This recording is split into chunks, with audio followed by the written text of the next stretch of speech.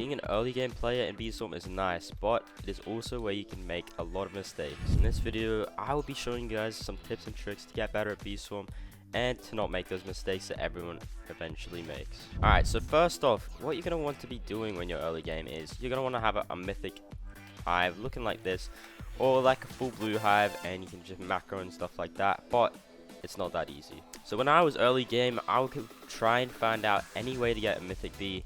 It would be like doing Mondo Chick, any of that stuff, but just wasn't doing the right methods. So as early game, I always wanted to get mythic egg, and as you can see in the shop, there is a mythic egg for 2,500 tickets, which is a complete waste of tickets, as you can buy star treats and tabby bee eggs and like all of these different event bee eggs much cheaper, and they are more worth it. And I know most people will think, oh well, I may as well just try and kill the Mondo Chick and I'll probably get a mythic egg from it, but it is less than 2% chance that you can actually get a mythic egg from it.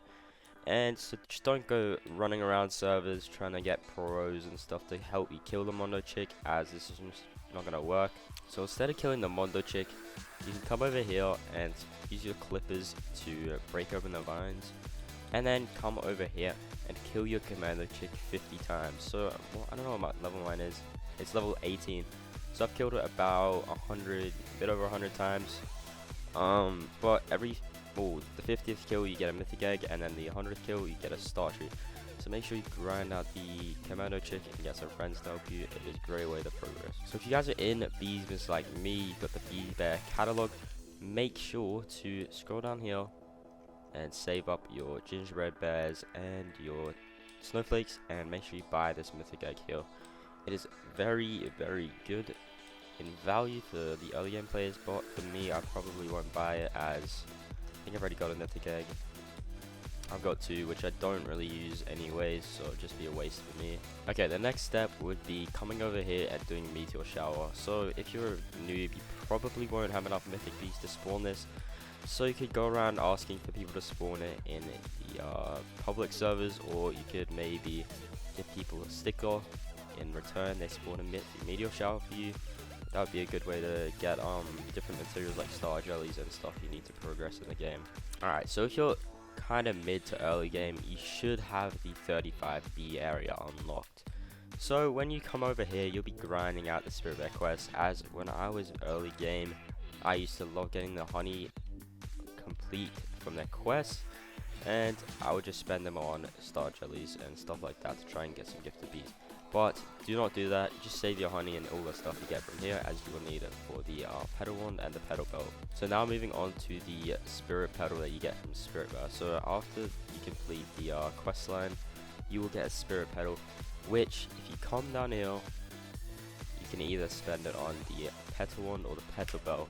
So obviously I've got both of them, but what I would do is I would definitely buy the petal belt first. It would definitely help you out a lot more if you buy the petal wand. So make sure you buy the petal belt first, as it gives you a lot of upgrades, like all of this stuff.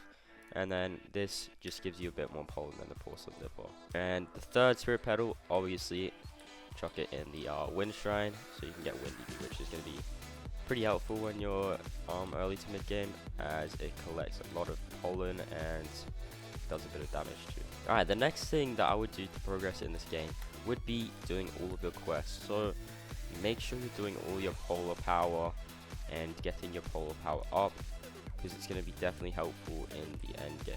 Also, the next thing is I would be killing these king beetles and the tunnel bear daily, so you can get the maximum amount of rewards that you can get from them. Also guys, I used to want to stress out and try and kill this stump snail, but it just wouldn't be worth it, because I would sit here for about a week trying to kill it and I would just get nothing. So unless your bees are like highly leveled, or they're not like level 10 and stuff like that, I just would leave the stump snail until then, because it's just not going to be worth your time. The next thing I would do is, if you're in Beesmas, make sure you complete as many Beesmas quests as you can. As you can see now, I'm on to BBM's quest, which means I've done all of the other Beesmas quests. I probably won't be bothered to complete this because I need a lot of stickers and they're just very hard to get. But if you guys can and have more motivation to do that, go ahead, as you can get a lot of good loot from it. Okay, so Also, when you're early game, you want to try and get as many different stickers as you can. So with these stickers, if you don't need them for Beesman's quest, just donate them to the sticker stacker. As you can see, I've donated all of these stickers, and when I activate the sticker stacker, I get all of these upgrades, and I can still get more, but I just haven't donated them because I need them for Beesmas, or I just want to keep them. But these definitely give a lot of good upgrades for Beesmas, and while you're boosting, you'll make a lot more honey than if you didn't have it activated. The next thing I would do is to just do some pop shrooms. So pop shrooms spawn every 15 and 45 minutes. So say it's like 2:15 they will spawn, and then 2:45 they will spawn. So make sure you look out for the times, and you can get some friends who are a bit better than you to help you out with those pop shrooms.